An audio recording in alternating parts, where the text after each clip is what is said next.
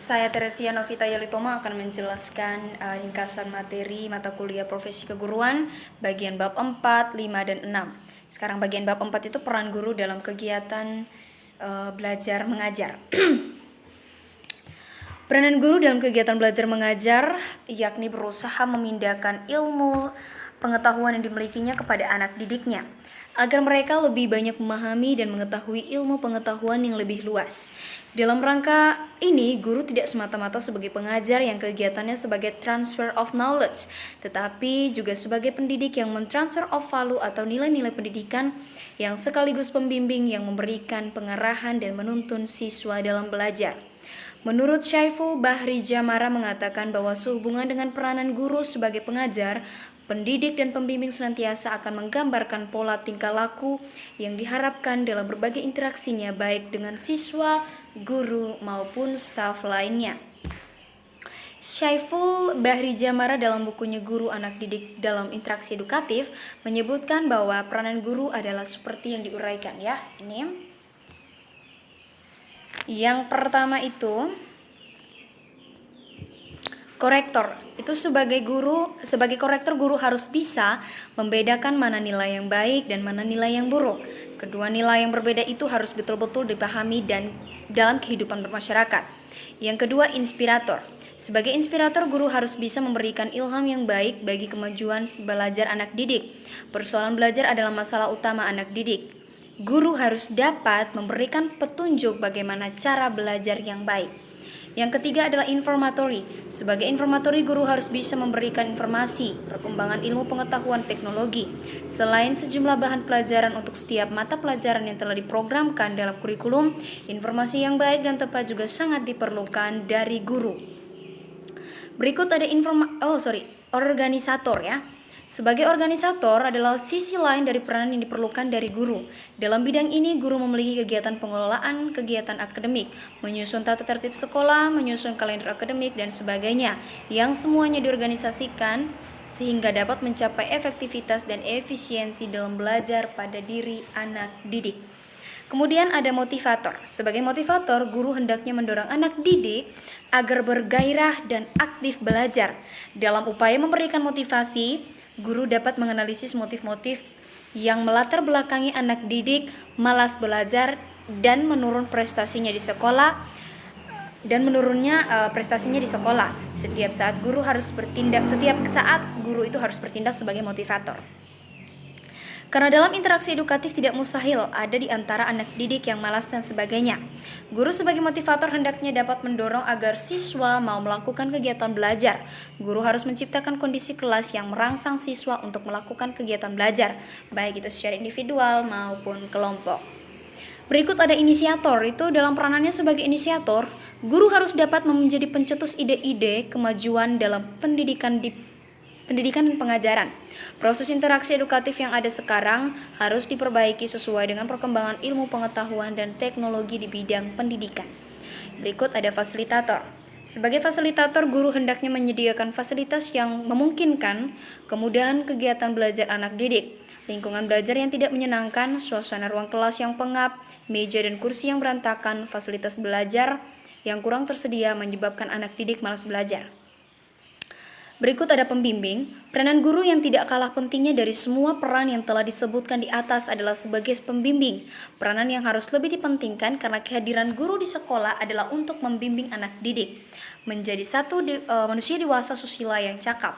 Tanpa pembimbing, anak didik mengalami kesulitan dalam menghadapi perkembangan dirinya sendiri. Berikut ada pengelolaan kelas. Sebagai pengelola kelas, guru hendaknya dapat mengelola kelas dengan baik, karena kelas adalah tempat berhimpun semua anak didik dan guru dalam rangka menerima bahan pelajaran dari guru. Berikut ada evaluator. Sebagai evaluator, guru dituntut untuk menjadi evaluator yang baik dan jujur, dengan memberikan penilaian yang menyentuh aspek ekstrinsik dan intrinsik penilaian pada aspek aspek intrinsik dan ekstrinsik. Pada aspek intrinsik lebih menyentuh pada aspek kepribadian anak didik, yaitu sebagai evaluator, guru juga tidak hanya menilai produk hasil pengajaran, tetapi juga menilai proses jalannya pengajaran. Maka dari berbagai pemaparan di atas dapat disimpulkan bahwa guru mempunyai peranan yang sangat penting dan yang sangat menentukan akan seperti apa pendidikan di masa yang akan datang. Berikut bab 5 itu menjadi guru yang menyenangkan. Guru itu merupakan figur masyarakat yang sikap dan perilaku baik menyenangkan ataupun tidak akan tetap menjadi sesuatu yang dicontohi oleh peserta didik. Ketika guru mampu menjadi seorang yang menyenangkan, maka keberadaan guru itu sangat dinantikan di dalam sebuah kelas. Di dalam setiap proses belajar terdapat dua pihak yang terlibat, yaitu seorang pengajar dan juga yang diajar. Orang yang mengajar disebut guru, sedangkan orang yang diajar itu disebut sebagai anak didik ya, atau peserta didik. Ada yang disebut murid, ada yang disebut mahasiswa atau mahasiswi. Jika salah satu dari kedua pihak ini tidak ada, maka proses belajar mengajar tidak akan berjalan dengan lancar. Menjadi guru yang menyenangkan bukanlah perkara yang mudah, namun tidaklah terlalu sulit. Bagaimana kemudian menjadi seorang guru yang menyenangkan? Apa saja yang perlu dilakukan oleh seorang guru untuk bisa menjadi sosok yang dikagumi, dihormati, dan disegani? Pertama, itu harus memiliki sifat-sifat pendidik yang mampu membangun watak serta mendidik anak menjadi lebih baik. Kedua, menggunakan metode pembelajaran yang bervariasi sehingga peserta didik tidak mengalami kejenuhan dalam proses pengajaran. Berikut bagian A itu ada pengertian guru. Secara general, kata guru didedikasikan untuk seorang yang memiliki peran penting dalam dunia pendidikan. Berikut sifat-sifat guru. Ikhlas. Yang pertama itu ikhlas. Seorang guru harus menanamkan sifat ikhlas ke dalam jiwa murid-muridnya. Jujur. Yang kedua adalah jujur. Jujur adalah penyelamat seorang guru di dunia dan akhirat. Kemudian, bohong kepada murid akan menghalangi dan menghalangkan kepercayaan. Bohong pengaruhnya akan sampai pada masyarakat dan tidak terbatas pada orang yang melakukannya. Kemudian ada adil dan egaliter. Kemudian ada akhlak mutlak. Akhlak adalah sifat yang terpuji yang harus dimiliki oleh seorang guru. Kemudian berani ya. Seorang guru harus mempunyai sifat yang berani, yaitu berani menjelaskan sesuatu hal yang baru kepada siswa, berani bertanggung jawab terhadap apa yang disampaikan, berani menjawab pertanyaan yang diberikan oleh siswa. Kemudian ada jiwa humor yang sehat, yaitu seorang guru tidak harus bersikap serius ya, tetapi juga harus ada jiwa-jiwa komedi dalam diri.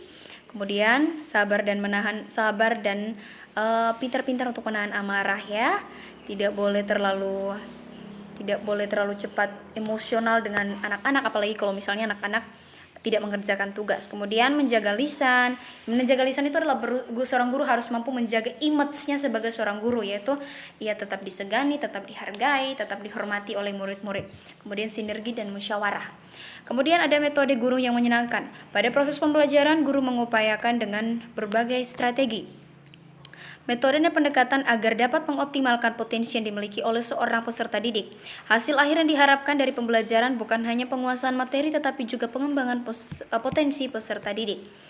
Terdapat beberapa metode yang dianjurkan. Yang pertama, pengkondisian suasana ruang. Itu meminta diam untuk mengingatkan, yaitu permintaan diam kepada murid merupakan salah satu cara yang paling baik untuk menarik perhatian siswa, apalagi ketika mereka sedang ribut di tengah pembelajaran sedang berlangsung. Kemudian menyeru secara langsung ya. Ketika pembelajaran tengah berjalan, seorang guru langsung menegur di manakah siswa itu yang menjadi sumber keributan. Kemudian perintah menyimak dan diam secara tidak langsung. Kemudian ada metode berikutnya, itu adalah berinteraksi secara aktif. Seorang guru harus mampu berinteraksi secara aktif, tidak pasif di dalam sebuah ruang. Kemudian ada applied learning method, itu adalah metode yang bisa diciptakan oleh guru, juga metode yang bisa diciptakan oleh siswa. Kemudian ada scanning and leveling, itu terdapat tingkat pemahaman dua siswa yang berbeda, yaitu siswa A dan siswa B. Kalau siswa A-nya cepat paham dengan materi yang disampaikan, maka siswa B mungkin mempunyai kendala lambat untuk memahami atau menangkap materi tersebut.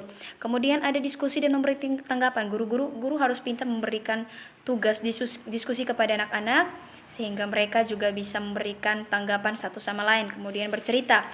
Guru harus pintar-pintar menjadi seorang pendongeng dalam sebuah kelas. Kemudian ada perumpamaan dan studi kasus, teaching and motivating. Seperti tadi, motivating itu sama seperti motivasi ya. Ya, guru harus mampu menjadi seorang motivator yang hebat. Kemudian bahasa tubuh. Guru kalau mengajar itu tidak harus pasif ya, tetapi bagaimana ia mengekspresikan semua apa yang ia sampaikan dengan gerak tubuhnya. Sehingga dengan gerak tubuhnya dapat mendukung pernyataan-pernyataan atau argumen yang ia sampaikan. Kemudian gambar dan grafik itu adalah salah satu metode yang memang sangat membantu anak-anak untuk lebih memahami apa isi materi. Kemudian memberikan alasan dan argumen, refleksi diri, afirmasi dan pengulangan, fokus and point basis. Fokus and point basis ini adalah metode ini tuh akan lebih cepat jika dilakukan dengan from global to detail, yaitu guru menyampaikan materinya itu secara garis besar terlebih dahulu. Setelah anak-anak mampu membayangkan apa yang akan menjadi materi mereka, kemudian baru dijelaskan secara terperinci. Kemudian ada metode tanya jawab antara guru dan siswa dengan siswa lain. Kemudian ada motivasi untuk bertanya, kemudian bijak dalam menjawab. Ya, yang terakhir adalah guru dan kemajuan sebuah bangsa. Sejatinya salah satu tolak ukur kemajuan sebuah bangsa yakni pendidikan. Begitu pentingnya pendidikan sehingga pemerintah bahkan membuat peraturan wajib belajar bagi anak 9 tahun bahkan sampai 12 tahun. Bisa dikatakan bahwa tujuan diwajibkan penyelesaian studi 12 tahun ini untuk memberantas buta huruf yang terjadi pada tiap-tiap daerah khusus desa-desa terpencil yang belum terjamah dan belum terjangkau oleh sarjana pendidikan yang memadai. Namun untuk memajukan sebuah bangsa tidaklah mudah. Masih banyak hal yang perlu diperhatikan secara khusus, yaitu pendidikan di pelosok desa yang jauh dari kata cukup. Masih dihimpun keterbatasan dan jika dibandingkan dengan pendidikan di kota besar dan di pelosok desa. Jika suatu saat nanti pendidikan di kota besar jauh lebih maju, itu dikarenakan di kota besar terdapat guru profesional, fasilitas yang memadai, alat-alat pengakses informasi yang semakin maju, dan dalam hal ini juga pemerintah dapat dikatakan bahwa sukses untuk mencapai tujuan pendidikan nasional yang telah ditetapkan namun harus dievaluasi. Namun harus terus dievaluasi. Jika mau dibandingkan dengan di pelosok desa yang memiliki banyak kekurangan seperti tenaga pengajar yang berkurang, fasilitas yang sama sekali belum ada, pengakses informasi yang sangat minim seperti handphone, seperti laptop, kemudian jaringan yang sangat memprihatinkan. Dan jika antara kota dan desa sama-sama memiliki pendidikan yang kualitasnya sama, maka negara ini akan mengalami kemajuan yang sangat pesat. Secara tidak langsung negara lain akan menganggap bahwa Indonesia itu adalah bukan lagi negara berkembang tetapi sudah menjadi negara maju. Untuk membentuk watak serta sikap anak agar bisa mumpuni dan bersaing di daerah globalisasi ini diperlukan tenaga pendidik atau guru yang memadai, yang memiliki keahlian profesional, yang siap membantu anak dalam proses belajar selama kurun waktu yang sudah ditentukan. Kemudian ada 4 aspek penting dalam globalisasi. Yang pertama itu ada perdagangan, pergerakan modal, pergerakan orang dan penyebaran ilmu pengetahuan dan teknologi. Kemudian ada globalisasi sendiri juga itu memiliki dampak negatif. Yang pertama itu dapat melunturkan identitas suatu bangsa. Yang kedua, kurangnya kesadaran akan wawasan Nusantara. Dan yang terakhir, kurangnya eksistensi terhadap budaya etnik. Dampak negatif tersebut diantisipasi secara aktif dan efektif karena dapat melahirkan ancaman terhadap budaya lokal maupun budaya bangsa. Terima kasih banyak untuk kesempatan. Demikian hasil ringkasan materi mata kuliah Profesi Keguruan bagian bab 4, 5, dan 6.